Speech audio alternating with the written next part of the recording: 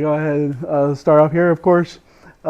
Today, going to talk a little bit about understanding and cracking passwords. What are passwords? Oh, and of course, my little disclaimer, for educational purposes only, please don't try to crack passwords that you don't have the permission to actually crack the password. So I want to talk about a little bit how passwords are, what they are, what stored as. They're stored as hashes. Like, what is a hash, you may ask?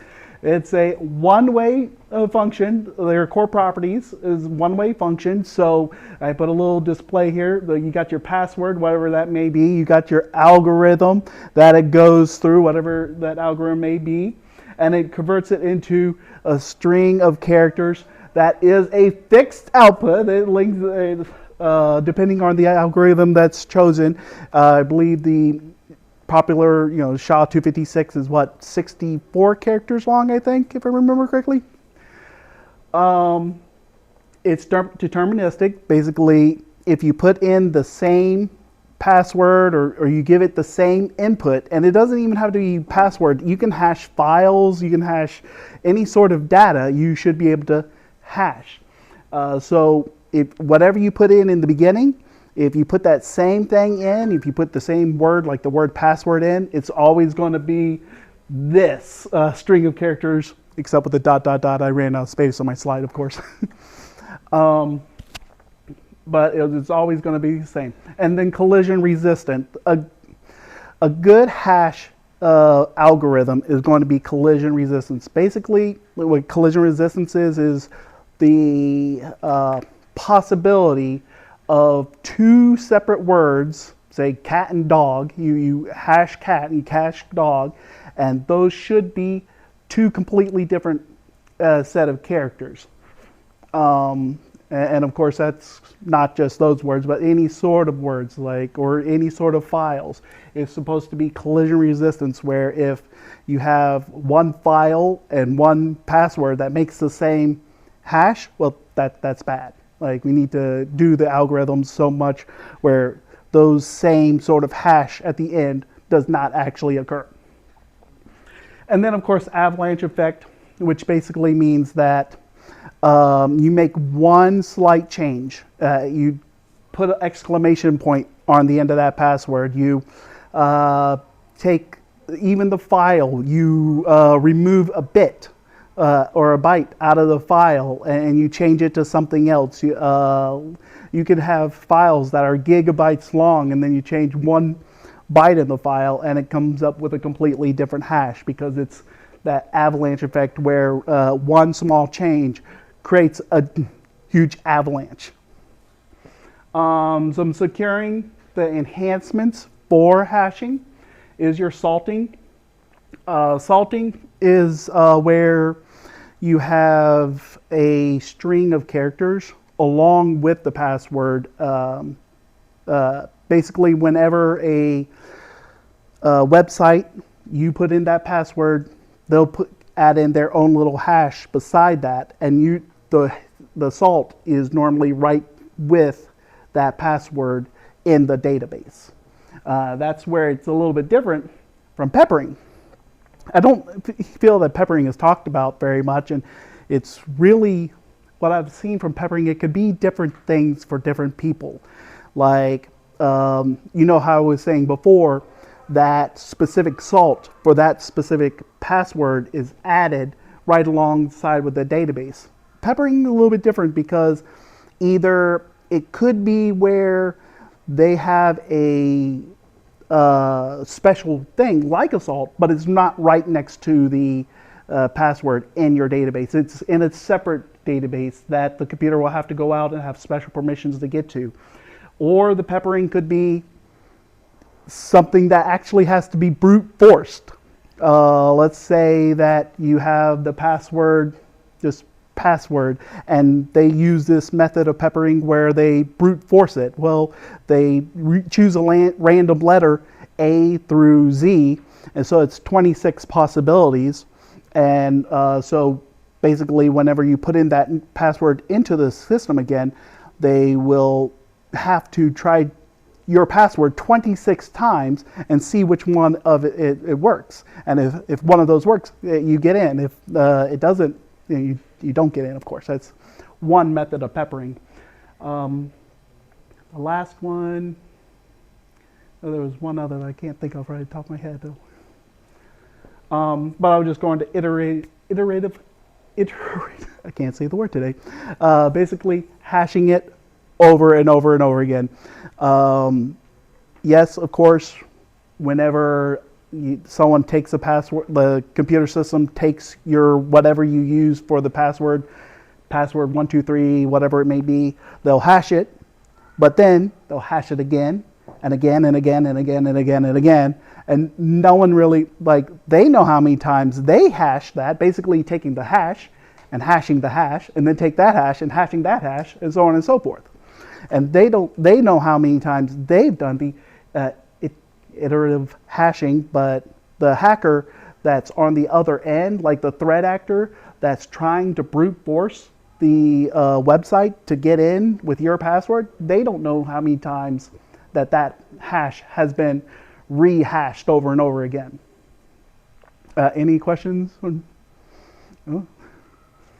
I know it could be a little bit crazy. So I tried to put together a simple algorithm because, I know for myself, whenever trying to learn something, I try to understand what's going on.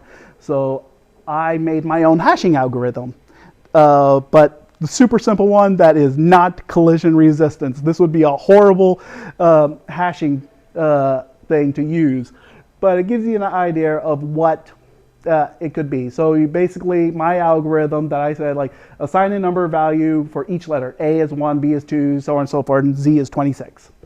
Then you process the input string. My string is hello. So 8, 5, 12, 12, and then 15 for O. And then you sum all of them together. You get 52. And then I went ahead and said you padded it with 20 additional numbers up front here to kind of give that, that was my attempt to make it that deterministic set, that length. Of course, padding it with up to 20 digits long, that would still make it not really deterministic, because what if someone gave a word that when you added it up, it went past the 20 pads. So, but a simple sort of algorithm to kind of show you what a hashing algorithm might look like in the simple ways. All right. And to discuss the different sort of algorithms here, we got I wanted to kind of go over the depreciated ones compared to the ones that are kind of current ones that we are using today. The ones that, of course, depreciate are your LM, their NTLM for Windows, DES. I would even add onto this list, I didn't think about it at the time, but there's 2 DES where they're basically taking DES and double it. And I read before how, so DES is one that's able to be cracked fairly simple. And then the 2 DES is basically just doing it side by side. Well, the threat actors figured out, well, you could just split those 2 sides and then crack DES on one side and crack the DES on the other side. That's a way to get around that particular one. There is also one called 3 DES, which I think is still okay, but it's not really a current one, I don't believe. And of course, the MD5, SHA-1s, all of those types. I also want to point out that these might be depreciated for security purposes, for hashing passwords, but these are still in use, especially, sometimes for security purposes, which is not good. But still, they're also in use for programs that are used for duplicate files, because these these algorithms right here are a lot faster than these newer algorithms, your SHA-256 and 512 and things like that. So what we can use for these older algorithms is for comparing file to files. Say you have 1 million songs in a database, and you want to make sure that you have only unique files in this database. You don't have a bunch of files that you have Miley Cyrus, this particular song, 100 times, eating up your hard drive space. So there's programs that use the hash function to hash all the files and figure out and compare those hashes together. Because they are supposed to be anti-collision or collision resistant, you shouldn't have 2 different files with the same hash. So that's a way to be like, oh, I have this hash and this hash, so basically one of those files are a duplicate.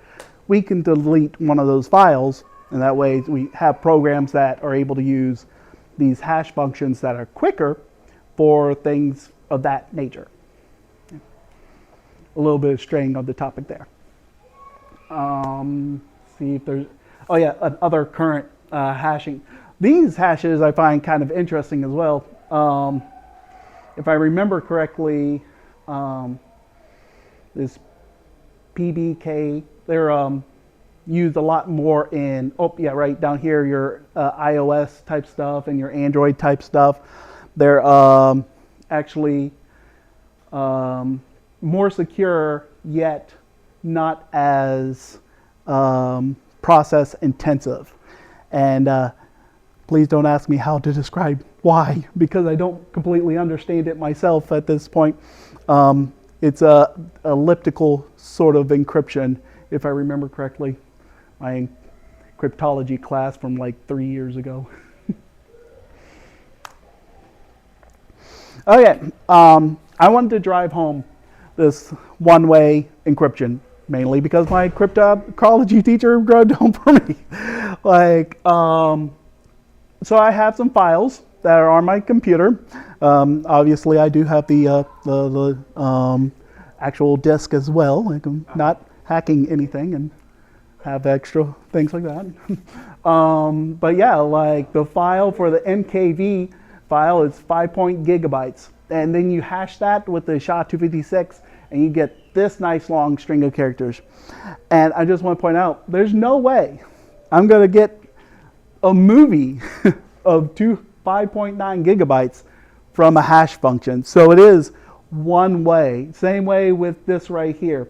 It's this EPUB that I got from No Starch Press, like their books. Of course, there's no way this 3.3 megabyte file for a book, I'm going to get this string of characters and reverse it back into this. But of course, then we have these things right here, like this word right here. I put RVA cybersecurity, which is just 17 bytes long. Byte is basically each one of the characters along with the space.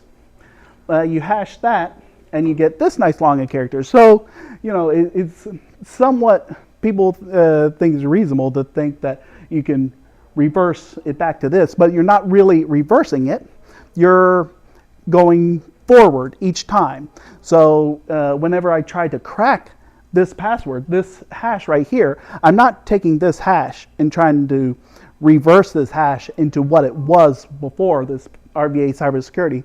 What I'm trying to do is try to take a lot of different passwords, like password 1, 2, RVA sec, RVA cybersecurity, and hash that. And it was like, oh, this one right here, RVA cybersecurity. I just hashed it, and it came up with the exact same hash. Hash matches, so it passes. And that's basically the same thing that happens whenever you create a password for a web service or whatever it may be.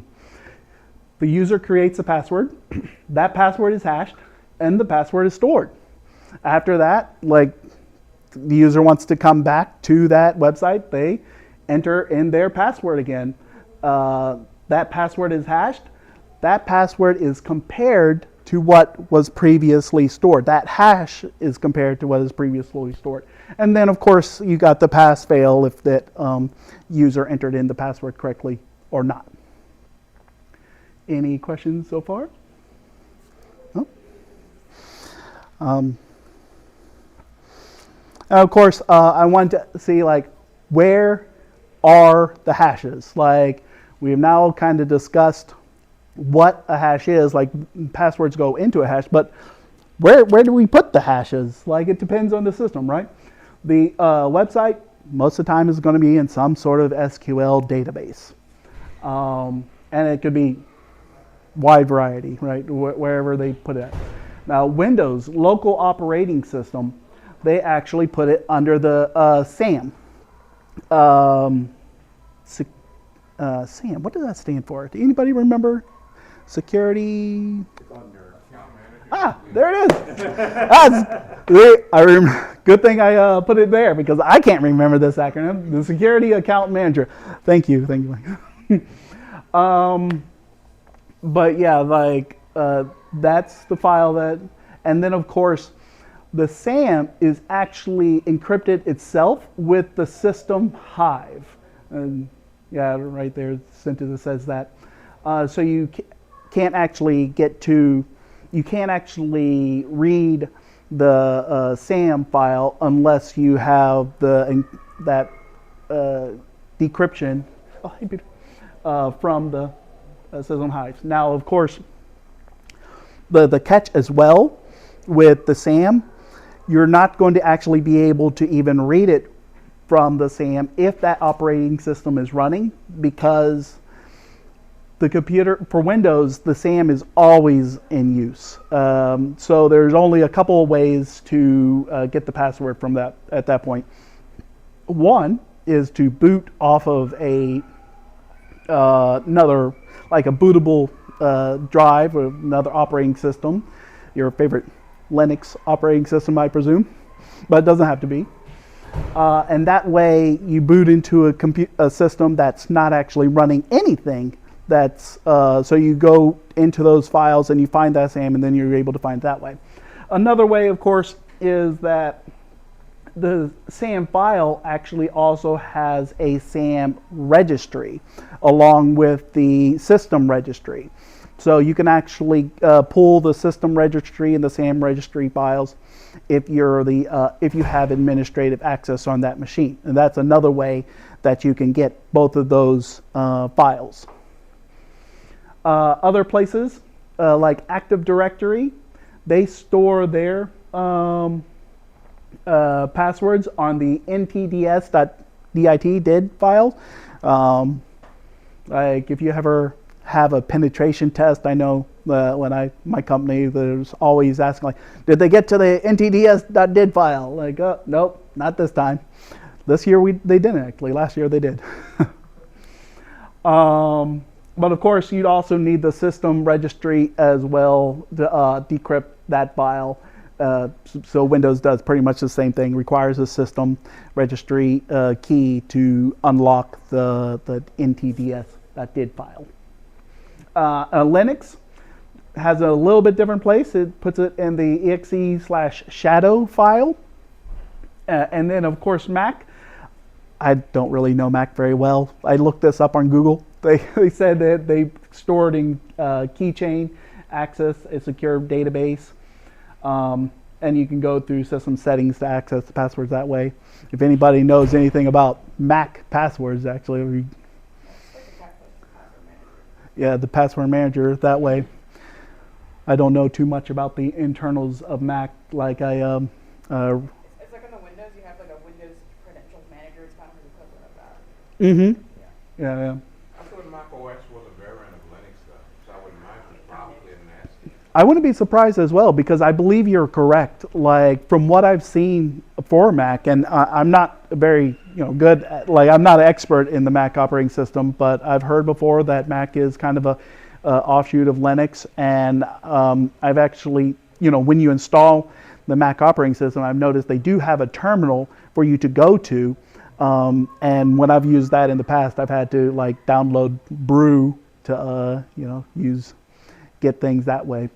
Yeah, it's actually based off of BSD, which is like a Unix-like operating system. It's like a great grandparent. Yes, yes. Yeah, I know. I've heard BSD. I've really never used BSD though, but I do know of it being like the grandparent. Some hardware related stuff too, because I remember with the touch bar, like you had to have like a specific chip for like encryption storage and whatnot, so you have hybridization like that. Yeah. I suspect it's being stored in the security enclave now. With all the modern Macs. Yeah, like I will say, I recently picked up a book for Windows internals, and you start reading that. They actually sent me two, so if anybody wants to do a book swap on something else, like, thank you. Maybe they'll see my video and be like, hey, send that extra one back. By the way, VMware ESXi, that's based off of Linux too. Oh, okay. When you take a look at it, it's like, this is Linux stuff. I'm like, oh, I didn't know this. There's so much stuff just built off of Linux. I didn't even know ESXi was based off of Linux. Oh, it is. Like, I know for my virtualization system, I use Proxmox, which is a lot more obvious that that's based off of Linux. All right, and I wanted to show you this image right here. You've probably seen it or floating around the internet before. It's a little deceptive, I feel like. But it's still good information because, like, it says, I don't know, like some of these things where it says upper and lowercase 57 minutes. That depends on your upper and lowercase letters. Like, what if I put uppercase P, lowercase A, S, S, W, R, D? So for password, that will be instantaneously cracked with a dictionary attack. But if you kind of consider that they are using random characters, I feel like this is probably about right. Where yeah, if you use only numbers for 8 characters with the computer system. Oh, and that's another kind of thing you have to think about. It really depends on the computer system that's being used. Like a system that's using 100 GPUs with all that processing power, they're going to be able to crack a lot faster than my cheap little laptop here with not even a single GPU dedicated card in it. Yeah, it says hardware 12 like RTX 5090, so that's what that is about. The what? It says hardware 12 like Ah, RTX 5090. so yep. That's what the speed is. Yeah, so yeah, right up there for the kind of hardware you need. Well, I'd be curious on things like, I've used like passphrases before, where it's like really hyphenated words with an extra character in there. Because I've had to do that when working with some clients where it's like, okay, I need something secure, but if I give them a random 24 character thing, they'll just. Yeah. Yeah, yeah. I mean, realistically, the system's gonna time you out after like 5 like incorrect logins. Yep. So. And that's a really good point. I don't think I actually added that anywhere in the slide. One of the possible methods for keeping people from trying to hack a website is like setting that limit, or even just slowing the system down.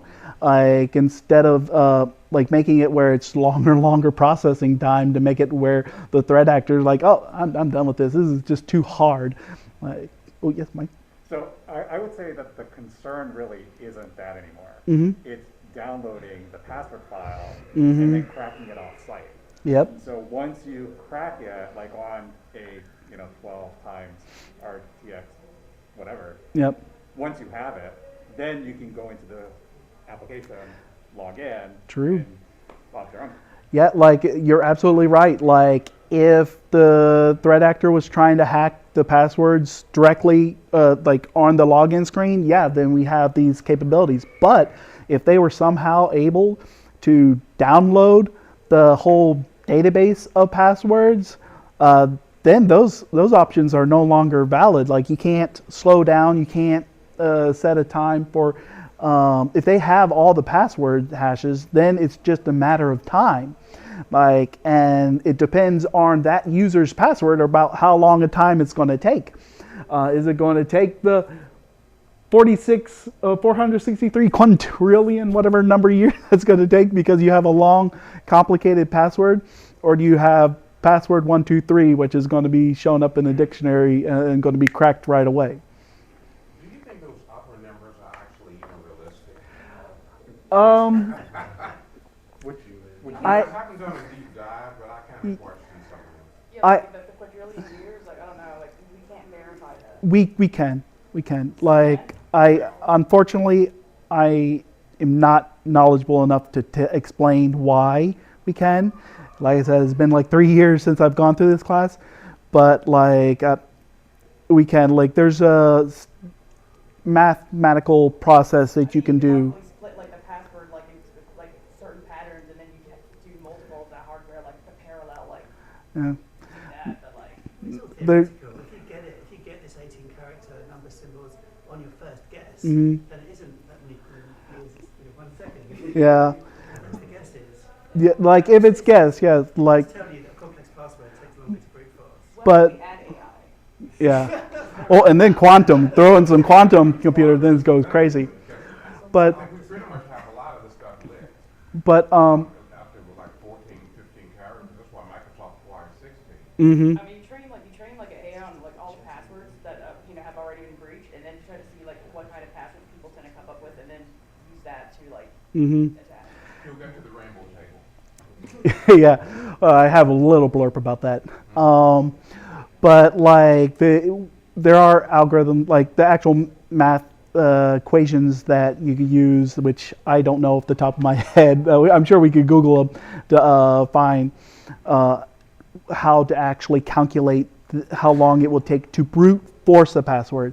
And I'm saying brute force the password, not guessing a password off of a dictionary, because if you guess, if it's found in a dictionary, then it's, seconds, even if the dictionary file is ridiculously long, which my next slide talks about. If you're recording this, Uh-huh. I want to repeat the question, otherwise the recording won't have the question you're answering. Oh, yes. So the question is like, what kind of password attacks we have going on here? The brute force versus the dictionary attack. And here I'm just talking about dictionary attacks. So I wanted to kind of bring up how many passwords are in a single file, like when we're talking about dictionary attacks. And these attacks are based off of real life passwords that have been leaked in the past from different databases. So it's real people, you and me, like coming up with these passwords, and it's all put together. Like the standard RockU file, or at least the one that I downloaded, that had 14,344,391 lines. So basically that many passwords, right? And that was only a 134 megabyte file. And it's able to go through that in like, depending on your machine. My machine probably takes a few minutes, but other machines, seconds. I went ahead and put the link right here. One of my favorite places to get different sec lists. This Daniel Misler, sorry if I'm saying the name wrong, but he has a lot of great passwords. Just a whole bunch of lists on it as well. Even if you're trying to get through directory, brute force directories and things like that. But back on track. And of course, scraping. Just this past week, I was teaching my daughter about a little bit about social media and social engineering and using scraping. She saw me type in my first couple of digits on my phone, and she was like, "Okay, what's the other four?" It was like, "Well, what was the first two?" I was like, "That number." I was like, can't really say it. It's like, yeah, and that's your mother's birth date. I have you as a daughter and Henry as a son. What do you think the other two numbers are for my code? And I walked her through the steps and aren't able to unlock my phone. Now I need to change my phone code. Especially My with kids did the same thing. especially with payments attached to it, they're gonna buy themselves some like Roblox. Oh, I know, right? Probably change it with the opposite direction and see if she gets it. Yeah, there's a little bit of dictionary and social engineering. So some tools for password cracking. Hashcat is what I tend to go towards, which we'll also discuss about. I went ahead and put a little cheat sheet about Hashcat around the tables here.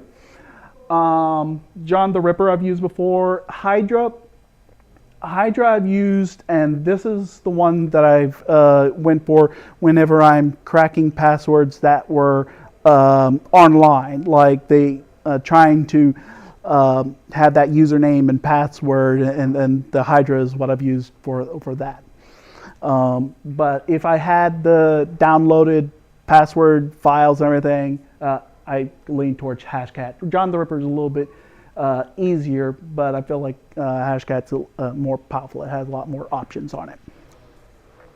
Oh, and I almost forgot, down the very bottom, rainbow tables. Of course, like rainbow tables are basically a compilation of a bunch of hashes. They've already gone through the process of taking the password, making it into a hash, and providing that hash for that particular password. So it's a lot easier. You give the rainbow table a hash, and it just tries to look up that in its tables. And like, oh yeah, it's right here. This hash was this password. So it's something that was done preemptively. So because each time it makes a hash, that's computing power. And if it makes it beforehand and stores it on tables, that can be a lot faster. I even put down this website I've gone to a number of times, crackstation.net. It's not really meant for any sort of actual cracking, but it will crack very simple passwords. It's really meant to be a website that kind of shows you what is possible with rainbow tables, just kind of as a demonstration. If you actually have a real password you're trying to crack, most likely that crackstation.net website is not going to work. Yeah. And on to Hashcat. Uses GPUs to improve the cracking. It supports the manipulation with different password setting rules. Of course, the straight attack. Let's see here. One moment.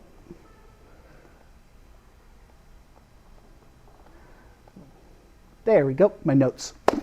Okay, straight attack using dictionary word list. The combiner actually will use word list, and they'll actually, append other word lists. Like you could take, have two separate word lists. Say one word list has like love, cat, dog, person. Another list has a whole nother set of words, Fred, Sue, John, and the combiner will mix and match those up to come up with different passwords on its own for you. Brute force, of course, it kind of just pushes through that patterns. So it brute forces the password with the brute force attack. The hybrid is where you actually use the word list along with whatever sort of mask that you want. You have, of course, the mask in the front or the mask in the back. Well, right here is the mask in the back and then the mask in the front. And that will make it where you can combine the word list with whatever sort of beginning part you want. Like the mask can uses special characters like L, lowercase L, uppercase L for different sort of different letters or different numbers. You put a number symbol in it, and it will start putting different characters on the front or the back depending on what you want to use. And if you can't tell, I haven't used Hashcat too often because that's why I always have to have my notes when going back to these things. And then, of course, the association, which uses hence to be able to crack. One of the other things that I want to point out that Hashcat also has a lot of different scripts and stuff that you can actually put into there as well that automatically do things like all lowercase letters and different sort of your top 100 or top 1,000 passwords and things like that. And of course, down there at the very bottom, I'll provide these slides on the RVA Sec Discord later on, but I have a little website for the cheat sheet that I have a couple of ones around the room. And then just went ahead and talked about different strategies about how password cracking could happen. Of course, you have your password guessing, which is slow. Probably should already have the person's username. Have a list of passwords to try out. And of course, password spraying is a different sort of method where you use one password and you send it to everyone in the organization. Say you throw out password 123, but instead of trying it on one particular person, you try it on 1,000 people that are in the entire organization that you're attacking. Of course, that is the spraying of the password. Credential stuffing is where the threat actor has already purchased passwords that have been leaked. Say you have a Walmart account or Best Buy or Amazon or whatever it may be, that their database was leaked, and along with that your password was leaked. Well, they got that password. Well, like, will it work on your Netflix? Will it work on your bank account? Like, that's credential stuffing, taking those passwords that were linked and trying them elsewhere. And then of course social engineering, which we kind of talked about, where my daughter social engineered me, kind of. Facebook's one of the more common ones I see. Hey, you've had a problem with the page. Mm-hmm. Yep. They like the tech assistant, the tech representative, someone reaching out to me like, hey, we seem to have some problem. Let me go ahead and get you to type in your password, and while they're actually watching you type in the password or something, or just ask you for your password. May I get your password so I can get in here? You know, those social engineering attacks, they'll get the passwords that way. And of course, one of the best ways to protect against password cracking, at least how I feel, is MFA, multi-factor authentication. So if you're not using multi-factor authentication, is definitely something I recommend to use. I wish we had a better way of doing MFA. It is so annoying. Oh, I know, right? There's so many ways to do it though, Yeah, the comments. but they are annoying. Yeah, my parents like get really, really annoyed, and the other MFA is like through their cell phone, and their iPhone uses face recognition and it detects their password. Even that's like way too much of a hassle for them. Mm-hmm. Like this. Actually, so the worst MFA I've seen is AOLs. So my mom Mhm. has an old AOL account. While Yeah. they're using access because they forced on MFA, she had a landline number associated with it. If Mhm. you call a landline number, it doesn't work. Oh, wow. We recommend that people, providers, they don't use SMS, because SMS can be hacked. Yeah. Mm-hmm. Yeah, SMS can be hacked. One of the other ways of. But yeah, that's the way they do it, and And if the MFA, like, Whatever. if the password in there's your email, but if someone's got your phone and Mhm. they cracked open your phone, then That's right. everything is compromised. Well, like you see, you have issues where you've got all those embassies, foreign agents. So a lot of time I've heard about is like they'll like intercept the text and then they can get the code that way. Mm-hmm. Ray or something like that, right? Yep. Oh yeah, the Russians, they're looking at everything. Mm-hmm. Their emphasis sits at the top of the hill. But I mean, you know a YubiKey. Yeah, That's YubiKey. the one Mhm. that doesn't Yep. key. Along with the Russians looking at everything, what I've heard before is about the hash collecting, like or even web traffic collecting, where they're collecting traffic, what's going on, and then they really can't read anything, but they get the first part of it where it is the handshake between the website and the client, and they get that RSA sort of encryption key, and once they're able to crack that, which are not able to crack right now, but later on with quantum computing, RSA will be able to be decrypted. So when was it? 2023, I think, summer 2023. Finally, all those like AI scrappers can just use that information and just start attacking all the secret insecure websites. Yeah, yeah. And then use it to train their LLMs, which is great. Yeah. No, I was just thinking like the NIST came out with quantum resistant protocols here in the last few years. I think it was like summer 2023, summer 2022, something like that, that they came out with quantum resistant protocols for people to start using. But of course, you know, the people that are in charge of the websites need to use them. So, any questions? I don't know. Oh, yes, yes. I'll mention something that's a little provocative about this. Yes, yes. In the hash function. But have you seen where some organizations, if you hash up the password, you can't have a string in a program that you can reverse it. Like, I used to work on a telco equipment provider. Mm-hmm. Voicemail, carrier voicemail. Mm-hmm. And various companies use it, but we had a program that had a certain key in it, and we could reverse a person's password. Like, and it really depends. In that case, I wouldn't really consider it hashing. Like, if it's reversing it, like if there was, if it was storing it somehow as the plain text, and then still hashing it, like I could see that, but then having a separate database for. I thought usually somebody as part of the hashing password, they use something like a system time as part of the hash. So that's usually like one of the countermeasures to know that. Yeah. Yeah, I mean, there's also things with, I know involved in like randomness or random numbers Yeah, aren't really random. Mm-hmm. Really random. Yeah. Yeah. Quasi-random, like, Randomness you could have. or pseudo-random numbers, I believe is what they call them. With the same seed. Mm-hmm. Yeah.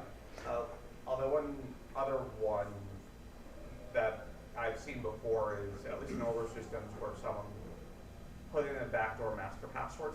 Yeah, yeah, that's correct because yeah. Well, yeah, that's how'd you get into people's accounts otherwise? Mm-hmm. I mean, like one of the ways you can bypass, like, you know, SQL, like database and stuff, is just get access to the computer itself with the SQL. That's hosting the SQL instance. So.